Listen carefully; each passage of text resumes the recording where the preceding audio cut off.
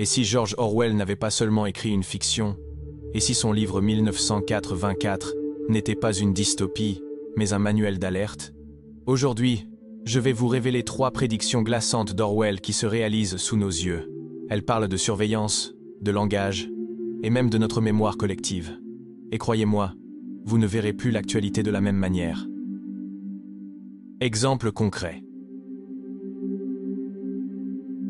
Imaginez, vous marchez dans la rue. À chaque coin, une caméra. Votre visage est scanné, identifié, enregistré. À chaque clic sur votre téléphone, une trace laissée dans une base de données. À chaque mot prononcé, une machine qui l'écoute. Vous vous dites, ça ne peut pas être vrai. Et pourtant, ça l'est déjà. En Chine, la reconnaissance faciale alimente un système de crédit social. En Occident, chaque application de votre téléphone enregistre vos données, parfois revendues sans que vous le sachiez. Autre scène. Vous écoutez un discours politique. Les mots vous paraissent étrangement aseptisés. Pas de mensonges, mais des erreurs de communication. Pas de guerre, mais des opérations extérieures. Les mots changent, mais la réalité, elle, reste la même. Et vous sentez que quelque chose cloche. Ce n'est pas seulement dans les régimes autoritaires. Même dans nos démocraties, les mots sont choisis pour calmer, édulcorer, masquer. Encore une autre scène. Vous cherchez une information que vous aviez vue la veille. Mais l'article a disparu. La vidéo a été supprimée. Le tweet a été effacé. Comme si cela n'avait jamais existé. Et vous vous demandez, est-ce moi qui me trompe? Ou est-ce que la réalité elle-même a changé? Entre la censure assumée de certains États et les algorithmes des plateformes qui décident ce que vous voyez et ce que vous oubliez, la frontière entre mémoire et effacement devient de plus en plus floue. Explication clé. Ces situations ne sont pas de simples coïncidences. Orwell les avait prévues. Il leur avait donné un nom. Et il avait décrit, avec une précision troublante, les mécanismes qui transforment la liberté en contrôle.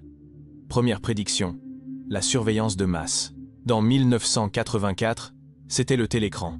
Un écran accroché au mur, qui ne s'éteignait jamais, et qui observait chacun de vos gestes, même les plus anodins. Impossible de s'en protéger. Impossible de lui tourner le dos. Aujourd'hui, le télécran, c'est votre smartphone.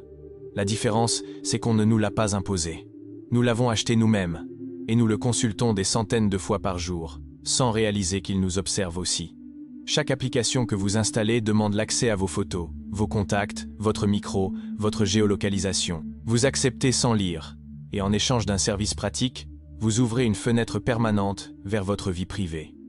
Les caméras de surveillance se comptent en millions dans nos villes. Les assistants vocaux écoutent en permanence pour s'activer plus vite. Et les données de vos trajets, de vos achats, de vos habitudes, sont revendues à des entreprises qui vous connaissent parfois mieux que vos proches. Orwell imaginait un Big Brother qui imposait la surveillance par la force. La vérité, c'est que nous avons créé un Big Brother volontaire, et souvent même désiré. Deuxième prédiction, la novlangue. Dans le roman, réduire le vocabulaire, c'était réduire les pensées possibles. Si vous supprimez un mot, vous supprimez aussi l'idée qu'il représente. Moins il existe de mots, moins vous pouvez penser librement. Aujourd'hui, nous ne vivons pas dans une dictature où des mots disparaissent d'un dictionnaire officiel, mais nous vivons dans un monde saturé d'euphémismes et de reformulations. Un gouvernement ne parle pas de bombardement, mais de frappes ciblées.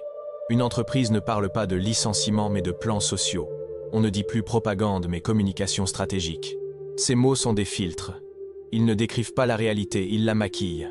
Et à force, nous oublions ce qu'ils signifient vraiment. Ce processus est insidieux. Il ne vous interdit pas de parler, il modifie ce que vous pensez en parlant. Orwell avait raison. Celui qui définit le langage définit la vérité. Et celui qui définit la vérité définit le réel. Est-ce que vous aussi vous avez déjà remarqué ces mots qui sonnent faux dans les discours politiques ou médiatiques? Partagez-en un exemple en commentaire. Je suis sûr qu'on va avoir une sacrée liste. Troisième prédiction, la réécriture de l'histoire. Dans 1984, le passé était modifié en permanence. Chaque document, chaque archive, chaque photo était corrigée pour correspondre à la version officielle du moment. Aujourd'hui, cela prend d'autres formes.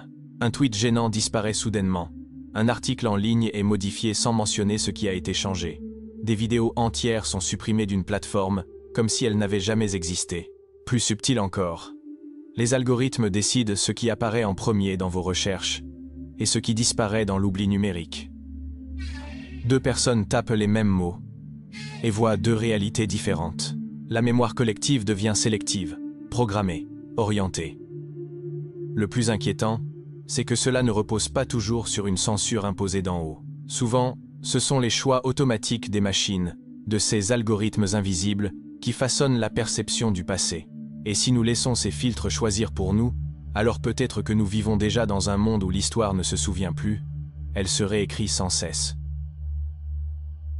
Révélation décisive. Pourquoi ces prédictions fonctionnent-elles si bien? Parce qu'elles visent là où nous sommes les plus vulnérables. La surveillance exploite votre peur d'être vu. La novlangue manipule vos mots, et donc vos pensées. La réécriture de l'histoire efface vos souvenirs, jusqu'à vous faire douter de vous-même. Le pouvoir n'a pas besoin de convaincre, il n'a pas besoin d'avoir raison. Il lui suffit de brouiller vos repères, de tordre vos mots, d'altérer votre mémoire. Et quand tout devient flou, il peut tout imposer. La vérité, c'est qu'Orwell n'avait pas écrit une fiction. Il avait écrit une mise en garde, une prophétie. Et si nous regardons autour de nous, peut-être qu'elle s'accomplit déjà. La surveillance, la novlangue et la réécriture de l'histoire. 3 prédictions d'Orwell. 3 mécanismes qui façonnent déjà nos vies. 1984 n'était pas seulement un livre. C'était un avertissement. Un avertissement que nous sommes en train de vivre. Et vous? Laquelle de ces prédictions d'Orwell voyez-vous déjà autour de vous? Est-ce la surveillance permanente, la manipulation des mots ou la réécriture du passé? Partagez votre réponse en commentaire. Parce que c'est dans notre monde aujourd'hui que ces mécanismes s'installent. Et vos mots peuvent ouvrir les yeux de quelqu'un d'autre.